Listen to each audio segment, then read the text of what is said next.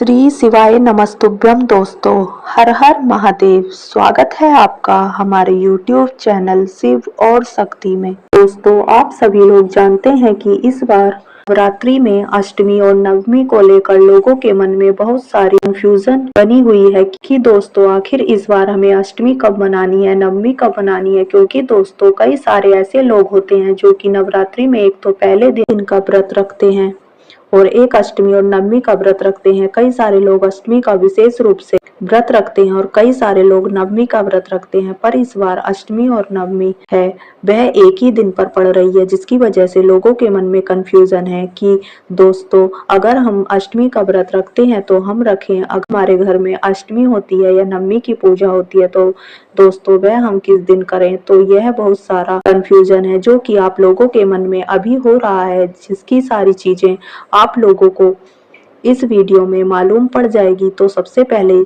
इस दोस्तों हम लोग यह जान लेते हैं कि अष्टमी तिथि कब है, नवमी तिथि कब है और दसवीं तिथि कब है। क्योंकि यहाँ पर बहुत सारे लोगों के मन में यह भी कंफ्यूजन है कि क्या अष्टमी नवमी एक दिन है या नवमी दसवीं एक दिन है, मतलब नवमी और दशहरा एक दिन है। तो सबसे पहली चीज दोस्तों हम बात करते हैं अष्टमी की। देखो, नवरात्रि की जो अष्टमी तिथि होती है उसका बहुत बड़ा और विशेष महत्व होता है। अष्टमी के दिन कई सारे लोग जो है कन्या पूजन करते हैं या करवाते हैं और कई सारे लोगों के घर में यहाँ पर पूरे परिवार में यहाँ पर अष्टमी के दिन जो है अष्टमी पूजन होती है। सारे लोगों के घर में यह पूजा नवमी के दिन होती है।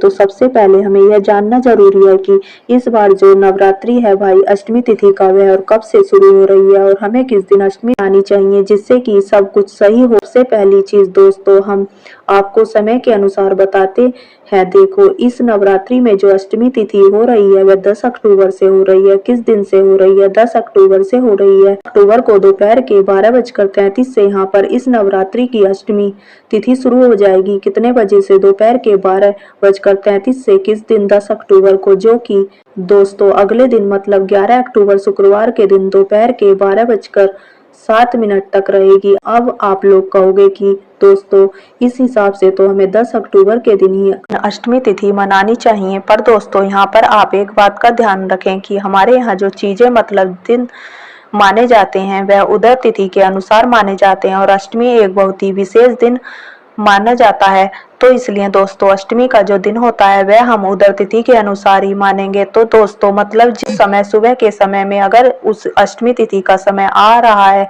तो भाई उस दिन में जो है हम अष्टमी तिथि यहाँ पर मानेंगे। तो दोस्तों इस हिसाब से जो यहाँ पर 11 अक्टूबर के दिन जो है अष्टमी तिथि मानी जाएगी। क्योंकि दोस्तों 10 अक्टूबर के दिन तो दोपहर के 12:33 से अष्टमी आ रही है, पर 11 अक्टूबर को दोपहर तक 12:30 तक जो है यहाँ पर अष्टमी आ रही है। इसका मतलब है कि उदय तिथि के अनुसार 11 अक्टूबर 2024 को जो है यहाँ पर आपको अष्टमी मनानी चाहिए, अष्टमी पूजन करनी चाहिए। साथ ही में कन्या पूजन या कन्या पूजन जो भी है आप करते हैं वह करनी चाहिए। तो यह बात तो आपको क्लियर हो गई। जिन लोगों के लिए जो लोग अष्टमी के बारे में जानना चाहते हैं, अब बात करते हैं नवमी तिथि की। तो दोस्तों इस नवरात्रि में नवमी तिथि कब मनाई जाएगी? अगर आपके घर में नवमी तिथि की पूजा होती है या नवमी पूजी जाती है तो भाई वो पूजा कब करें? तो देखो यहाँ पर आप लोगों ने अपने कैलेंडर देख ही लिए होंगे कि भाई नवरात्रि में जो है अष्टमी और एक ही दिन पर वह है जो है बता रहा है। तो कैलेंडर जो आपको बताता है उन चीजों को सोच समझकर बताता है। तो देखो यहाँ पर जो है 11 अक्टूबर के दिन दोपहर को 12:07 तक हमारी अष्टमी तिथि रहेगी, पर 12:05 से जो है यहाँ पर 11 अक्टूबर के दिन ही हमारी नवमी तिथि भी शुरू हो जाएगी। कौन सी तिथि? नवमी तिथि शुरू हो जाएगी। तो दोस्तों यहाँ पर हमारी जो है नवमी तिथि है वो 11 अक्टूबर के दिन 12:05 से शुरू होगी और अगले दिन मतलब 12 अक्टूबर को शनिवार के दिन सुबह 10:05 तक रहेगी, जिस दिन दशहरा दसवीं तिथि भी यहाँ पर रहेगी। तो दोस्तों यहाँ पर आप सीधी सी बात समझ लीजिए कि 11 अक्टूबर के दिन दोपहर को 12:05 से नवमी तिथि आ रही है और अगले दिन 12 अक्टूबर को जो है शनिवार के दिन सुबह 10:05 तक ये रहने वाली है, मतलब कि 11 बजे तक लगभग रहने वाली है। पर दोस्तों यहाँ पर एक विशेष बात यह आती है कि अभी आपने कहा कि भाई उदय तिथि के अनुसार हमें मानना चाहिए, तो उस हिसाब से तो फिर नवमी तिथि 12 अक्टूबर के दिन होनी चाहिए। पर दोस्तों ऐसा यहाँ पर नहीं है। देखिए, सबसे पहली चीज आप लोग यह समझिए कि अष्टमी और नवमी तिथि का जो महत्व होता है वह क्या होता है। देखो, अष्टमी की जो पूजन होती है वह भी रात्रि में होती है, नवमी की जो पूजन होती है वह भी रात्रि में होती है। यह बात आप सभी लोग जानते हो। पर दोस्तों, जो 12 अक्टूबर का दिन है उसमें जो है यहाँ पर जो नवमी तिथि है वह कब तक आ रही है, सुबह के 10:58 तक आप समझ लो 11 बजे तक, और 11 बजे के बाद जो तिथि शुरू हो जाएगी वह दसवीं की हो जाएगी, मतलब दशहरा का हो जाएगा। ठीक है, दशहरा का दिन जो जाएगा। अब अष्टमी और नवमी तिथि जो आप मान सकते हो कि हाँ यह तो दोनों देवियों के ही दिन है, तो भाई आप अपनी रात्रि मान सकते हो। पर दिन 10:58 के बाद से दसवीं तिथि शुरू हो जाएगी। पर दसवीं तिथि जो है वह दशहरा का दिन हो जाता है। इसमें फिर जो है मतलब सारी चीजें संपन्न हो जाती हैं माता रानी की। ठीक है, तो इसलिए दोस्तों अगर आप लोग अष्टमी की पूजन भी कर रहे हैं तो भी वह आपको 11 अक्टूबर के दिन ही करना है, और नवमी की पूजन कर रहे हैं आपके घर में जो भी विशेष पूजन होती है तो भी वह आप लोगों को 11 अक्टूबर की रात्रि में ही करना है। ठीक है, 12 अक्टूबर को नहीं करना है। 12 अक्टूबर की रात्रि में अगर आप पूजन करोगे तो दोस्तों वह फिर दसवीं में आ जाएगा, दशहरा का दिन आ जाएगा। ठीक है, पर आपको नवमी तिथि को मान रहे हो, आपके घर में जो भी विशेष पूजन होती है तो भी वह आप लोगों को 11 अक्टूबर की रात्रि में ही करना है। ठीक है, 12 अक्टूबर को नहीं करना है। 12 अक्टूबर की रात्रि में अगर आप पूजन करोगे तो दोस्तों वह फिर दसवीं में आ जाएगा, दशहरा का दिन आ जाएगा। ठीक है, पर आप लोगों को नवमी तिथि को मान रहे हो। दोस्तों यहाँ पर यह बात तो हमारी क्लियर हो गई। अगर हम लोग यहाँ पर कन्या पूजन अष्टमी के दिन करते हैं या कन्या भोजन जो है नवमी के दिन करते हैं तो उस जगह पर हम क्या करें, तो देखो सबसे पहले जो नियम कहता है वह हम आपको बताते हैं। देखो, कन्या पूजन का जो समय होता है, मतलब कन्या पूजन का जो दिन होता है वो होता है अष्टमी का, मतलब नवरात्रि की जो अष्टमी पड़ती है उस दिन होता है कन्या पूजन का समय, कन्या पूजन का दिन। और कन्या भोजन का दिन कब होता है, नवमी तिथि का है, मतलब कि जो नवमी तिथि पड़ती है नवरात्रि में वह कन्या भोजन का दिन होता है। तो सबसे उत्तम जो समय होता है वो यही होता है जो कि हमने आपको बताया है। इस बार जो है अष्टमी और नवमी एक दिन पर पड़ रही है। हम कन्या पूजन और कन्या भोजन कैसे करेंगे, तो देखो उसका सबसे अच्छा हम आपको यह बात बता देते हैं। देखो 11 अक्टूबर के दिन मतलब शुक्रवार के दिन दोपहर को 12:07 तक अष्टमी तिथि रहेगी, मतलब अष्टमी तिथि में हमें कन्या पूजन कर लेना चाहिए। तो मतलब कि 11 अक्टूबर को दोपहर के 12:07 से पहले पहले आप अपनी जो कन्या पूजन करते हैं उसको संपन्न कर लीजिए। मतलब कन्या पूजन दोपहर के 12:07 से पहले पहले कर लीजिए। किस दिन, 11 अक्टूबर के दिन, जहां पर आप 12:07 से पहले पहले कन्या पूजन अपनी संपन्न कर लेंगे, कन्या पूजन पूरी कर लेंगे। उसके बाद में जो लोग मतलब कन्या भोजन करवाते हैं नवमी तिथि के दिन या अष्टमी तिथि के दिन भी करवाते हैं, तो दोस्तों लोग 12:05 से लेकर फिर जो भी दोपहर का समय होगा वह जो है आप लोग अपना कन्या भोजन जो है वह करवा सकते हैं। तो दोस्तों अगर आप लोगों के यहाँ अष्टमी के दिन कन्या भोजन या कन्या पूजन कराया जाता है तो आप लोग 11 अक्टूबर के दिन 12:07 से पहले पहले या 12 बजे से पहले पहले अपनी कन्या पूजन और कन्या भोजन पूरा कर लीजिएगा, क्योंकि यह सारी चीजें आपकी अष्टमी तिथि में आ जाएंगी। और जिन लोगों के घर में नवमी तिथि के दिन जो है कन्या पूजन या कन्या भोजन वगैरह कराया जाता है तो वह सभी लोग 11 अक्टूबर के दिन 12:05 के बाद से जो है अपनी नवमी तिथि के दिन भी कन्या पूजन या कन्या पूजन करा सकते हैं। इसमें यह हो जाएगा जो लोग अष्टमी के भोजन करते हैं उनका अष्टमी जो है यहाँ पर कन्या पूजन और कन्या भोजन हो जाएगा, और जो लोग नवमी के दिन पूजन करते हैं उनका नवमी के हिसाब से कन्या पूजन और कन्या भोजन हो जाएगा।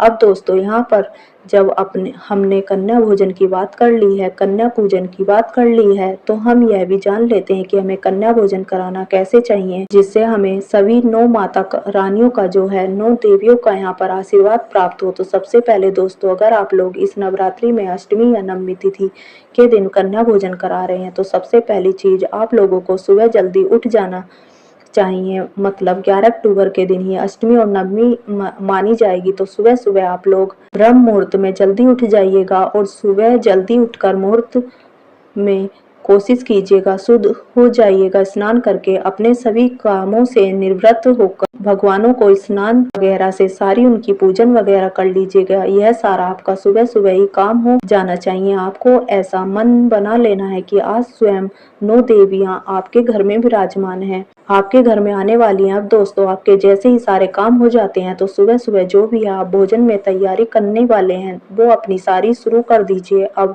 जैसे ही 7, 8 या 9 बजते हैं उस समय पर आप लोगों को क्या करना है कि अपने ही घर के पास में जो कन्याएं हैं 2 साल से लेकर 10 साल के बीच की, उनमें से पूरी 9 कन्याओं को आपको लेकर आ जाना है। अब भाई यहाँ पर एक माता बहन ने कमेंट किया, भैया हम 9 से ज्यादा कन्याओं को नहीं बुला सकते, 10 को नहीं बुला सकते, 11 को नहीं बुला सकते, 12 को नहीं बुला सकते। हम आपसे कह रहे हैं कि आपको कम से कम 9 बुलानी है, बाकी इससे ज्यादा आप कितनी भी कन्या बुला सकते हैं, कोई दिक्कत वाली बात नहीं है। और 1 साल की कन्या को इसलिए हमने यहाँ पर आपसे मना किया है, आप बुला सकते हो पर गिनना 9 कन्याओं को 2 साल से लेकर 10 साल के बीच में, क्योंकि 2 साल से लेकर 10 साल की जो कन्याएं होंगी वे आपके बनाए हुए भोजन का स्वाद ले पाएंगी, तभी तो वे आपसे खुश होंगी, आपसे प्रसन्न होंगी, आपको आशीर्वाद देकर जाएंगी। बाकी बुला सकते हो, उसमें कोई दिक्कत वाली बात नहीं है। तो कम से कम 9 कन्याओं को आपको बुलाना है, क्योंकि 9 देवियों के यह नवरात्रि होती है, 9 देवियों के रूप में होती है, तो 9 कन्याओं को आपको बुलाना है। सबसे पहले तो आपको उसके बाद में घर आकर अपनी जो भी तैयारियां हैं भोजन की वह आपको कर लेनी है। देखो, कन्याओं के लिए आपको विशेष रूप से खीर पूरी जरूर बनानी है। खीर जो आप बनाओगे वह शुद्ध देसी गाय के दूध की हो और ज्यादा अच्छा है, और चावल की आपको खीर बनानी है। खीर पूरी विशेष रूप से होनी चाहिए। बाकी जो अभी आप सब्जी बनाना चाहते हैं वह सब्जी बना सकते हैं, सूखी सब्जी बनाना चाहते हैं वह बना सकते हैं, पापड़ वगैरह तलना चाहते हैं तल सकते हैं। जो कन्याओं को पसंद आता है, आप अपने मन से बनाना चाहते हैं अच्छे भाव से, वह सारी चीजें आप लोग बनाकर बिल्कुल तैयार कर लीजिए। माता रानी सोचिए, माता रानी आ रही हैं आपके घर पर, तो आप उसके लिए अच्छे से तैयारी कर लीजिए और सारी तैयारी अपनी कर लीजिए। दोस्तों, 10-11 बजे के आसपास जो है आप लोगों को वापस से कन्याओं को बुलाने के लिए जाना है।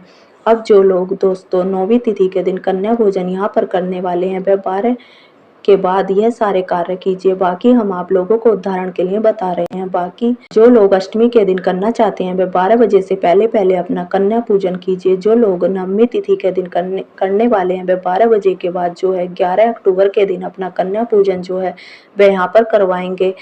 अब क्या करना है, दोबारा से आप कन्याओं को बुलाने के लिए जाएंगे तो भाई आप लोगों को कन्याओं को आप अपने साथ में लेकर आना है। एक बार तो आप बुलावा देकर आए, तो बुलावा देने आने के बावजूद भी आप लोगों को डबल से उनको घर पर जाना है और उनको अपने साथ में लेकर आना है।